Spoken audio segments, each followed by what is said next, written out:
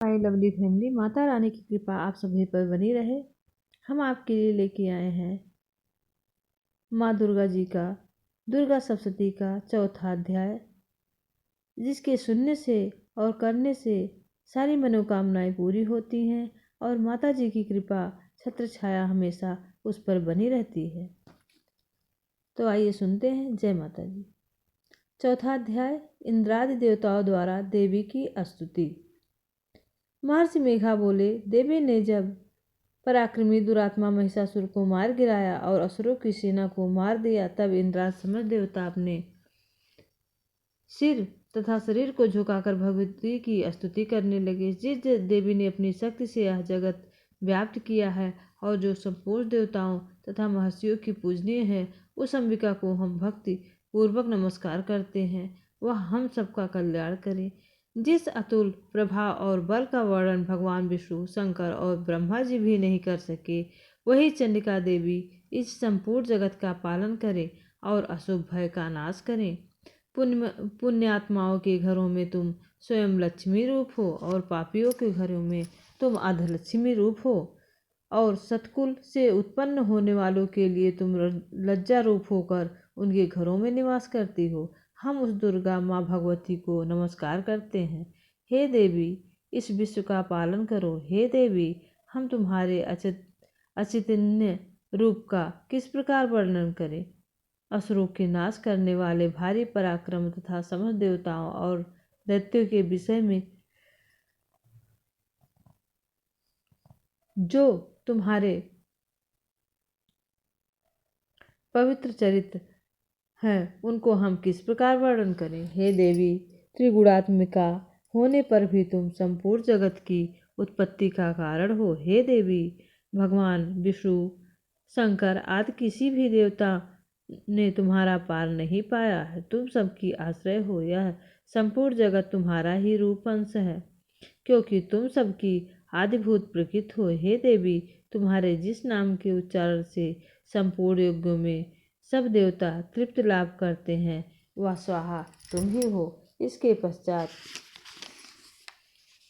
अतिरिक्त तुम पितरों की तृप्ति का कारण हो, इसलिए सब आपको स्वधा कहते हैं। हे देवी, महाविद्या जो मोक्ष देने वाली है, जो अचिंत्य महाज्ञान स्वरूपा तत्वों के सार को बस में करने वाले, संपूर्ण दोषों को दूर करने वाले, मोक्ष की इच्छा रखने वाले मुनिजन जिसका अभ्यास करते हैं, वह तुम ही हो।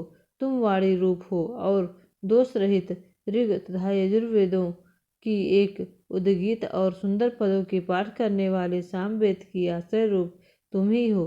तुम भगवती हो। इस विश्व की उत्पत्ति एवं पालन के लिए तुम वार्ता के रूप में प्रकट हुई हो और तुम संपूर्ण संसार की पीड़ा हरने वाली हो।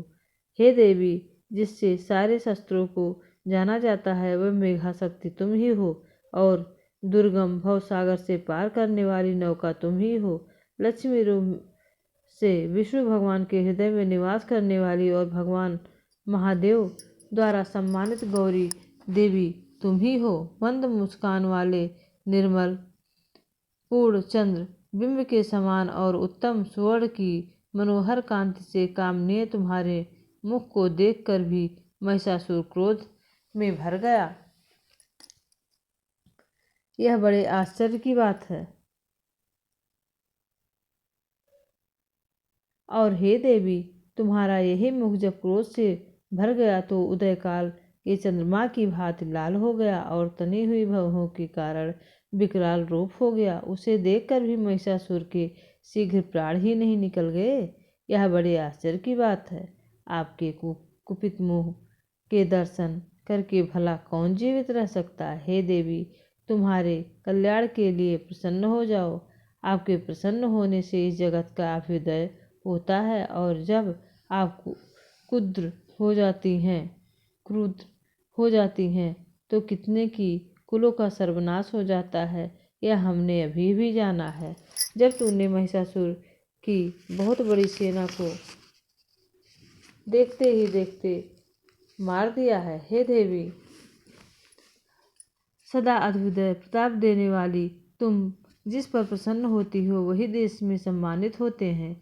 जिसके धन यश की वृद्धि होती है, उसका धर्म कभी शिथिल नहीं होता है और उसके यहाँ अधिक पुत्र पुत्रियाँ और नौकर होते हैं। हे देवी, तुम्हारी कृपा से ही धर्मात्मा पुरुष प्रतिदिन श्रद्धापूर्वक यज्ञ करता है और धर्मानुकूल आचरण करता है। उसके प्रभाव से स्वर्गलोक में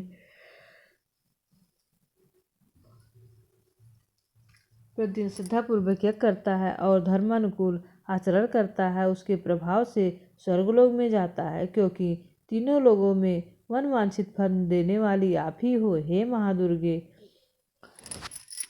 तुम स्मरण करके पर संपूर्ण जीवों के भय को नष्ट कर देती हो और स्थिर चित्त वालों को द्वारा सदा चिंतन करने पर उन्हें और अत्यंत मंगल देती हो। हे दारिद्र्य दुख नाशिनी देवी, तुम्हारे सिवा दूसरा कौन है? तुम्हारा चित्त सदा दूसरों के लिए उपकार में लगा रहता है। हे देवी, तुम शत्रुओं को इसलिए मारती हो कि मारने से दूसरों को सुख मिलता है, वह चाहे नरक में जाने के लिए हो, चिरकाल तक पाप करते रहे हो, किंतु तुम्हारे साथ युद्ध करके सीधे स्वर्ग को प्राप्त होते हैं, इसलिए तुम उनका वध करती हो। हे देवी, क्या तुम दृष्टिपात मात्र से ही असुरों को भस्म नहीं कर सकती? अवश्य ही कर सकती हो, किंतु तुम्हारा शत्रुओं को शस्त्रों द्वारा मारना इसलिए है कि शस्त्रों के द्वारा मरकर वे स्वर्ग को जावें। इस तरह से हे देवी, उन शत्रुओं के प्रति तुम्हारा विचार उत्तम है। हे देवी, तुम्हारे उग्र खड्ग की चमक से और त्रिशूल की नोक की क्रांति की किरणों से असुरों की आँख फूट नहीं गई। इसका कारण यह था कि वे किरणें से शोभायमान तुम्हारे चंद्रमा के समान आनंद प्रदान करने वाले सुंदर मुख को देख रहे थे। हे देवी, तुम्हारा शील बुरे वृत्तांत को दूर करने वाला है और सबसे अधिक तुम्हारा रूप है, जो ना तो कभी चिंतन में आ सकता है, ना कभी और ना जिसका दूसरों से कभी तुलना भी हो सकती है। तुम्हारा बल पराक्रम शत्रुओं के नाश करने वाला है। इस तरह तुमने शत्रुओं पर भी दया प्रकट की है। हे देवी, तुम्हारे बल की किसके साथ बराबरी की जा सकती है? तो शत्रुओं को भय देने वाला है। इतना सुंदर रूप भी किसका है? हृदय में कृपा और युद्ध में निष्ठुरता, यह दोनों बातें तीनों लोकों में केवल तुम्हें देखने में आई है। हे माता, युद्ध भूमि में शत्रुओं को मारकर तुमने उन पर स्वर्गलोक में पहुंचाया है। इस तरह तीनों लोकों की तुमने रक्षा की है तथा उन्मत्त असुरों से जो हमें भय था उसको भी तुमने दूर किया है। तुमको हमारा नमस्कार है। हे देवी, तुम शूल रूप तथा खड्ग से हमारी रक्षा करना तथा घंटे की ध्वनि और धनुष के टंकोर से भी हमारी रक्षा करना। चंडिके, आप अपने शूल को घुमाकर पूर्व पश्चिम उत्तर तथा दक्षिण दिशा में हमारी रक्षा करो। तीनों लोकों में जो तुम्हारे सौम्य रूप में है, घोर रूप में है, उनसे हमारी रक्षा करो तथा पृथ्वी की रक्षा करो। हे अंबिके, आपके कर पल्लों में से खड्ग शूल और गदा आदि शस्त्र शोभा पा रहे हैं, उनसे हमारी रक्षा करो। महर्षि मेघा बोले कि इस प्रकार जब सब देवताओं ने जगत मांगा भगवती की स्तुति की और नंदन वन में पुष्पों तथा गंधर्व अनुलेपनों द्वारा उनका पूजन किया, तब फिर सबने मिलकर निवेदन किया, सुगंधित निवेदन किया। तब देवी प्रसन्न होकर कहा, देवताओं, तुम सब मुझसे वन वांछित वर मांग सकते हो। देवता बोले, हे भगवती, तुमने हमारा सब कुछ कार्य किया है, अब हमारे लिए कुछ मांगना बाकी नहीं है, क्योंकि तुमने हमारे शत्रुओं को मार दिया है। हे परमेश्वरी, तुम इस पर भी यदि हमें कोई वर देना चाहती हो तो बस इतना वर दो कि जब जब हम आपका स्मरण करें तब तब आप हमारी विपत्तियों को हरण करने के लिए हमें दर्शन दिया करें। हे अंबिका, जो कोई भी तुम्हारी स्तुति करे, तुम उसकी विपत्ति समृद्धि और वैभव देने के साथ ही धन और स्त्री आदि संपत्ति बढ़ाए और सदा हम पर प्रसन्न रहें। महर्षि बोले, हे राजन, देवताओं ने जब जगत के लिए तथा अपने लिए इस प्रकार का प्रश्न किया तो बस माँ तथास्तु कहकर देवी अंतर्ध्यान हो गई। हे भूप, जिस प्रकार तीनों लोकों का हित चाहने वाली भगवती देवताओं के शरीर से उत्पन्न हुई थी, वह सारा वृतांत मैंने तुम्हें कह सुनाया है। और इसके पश्चात दुष्ट असुरों तथा शुंभ निशुंभ का वध करने और सब लोगों की रक्षा करने के लिए जिस प्रकार गौरी देवी ने शरीर से उत्पन्न हुई थी, वह सारा वृतांत मैं यथावत वर्णन करता हूँ। जय माता जी।